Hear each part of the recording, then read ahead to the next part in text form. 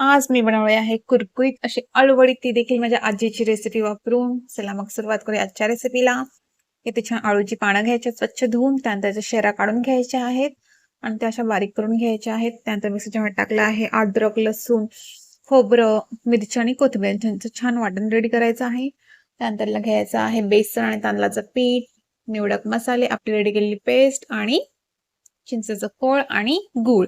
सोबत तसं घेतलंय थोडासा ओवा आणि तीळ. छान मिक्स करायचं आहे हाताच्या साहाय्याने मस्त असं. त्यानंतर गरजेपुरतं पाणी ऍड करून छान पेस्ट रेडी करायची, अशी जाडसर अशी छान.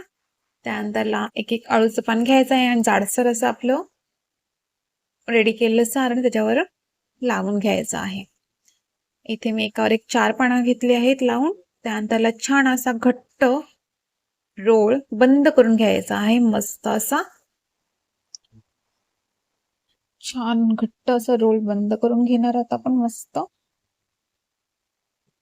तो रोल बंद करून झाल्यानंतरला वाफेसाठी पाणी ठेवायचं आहे.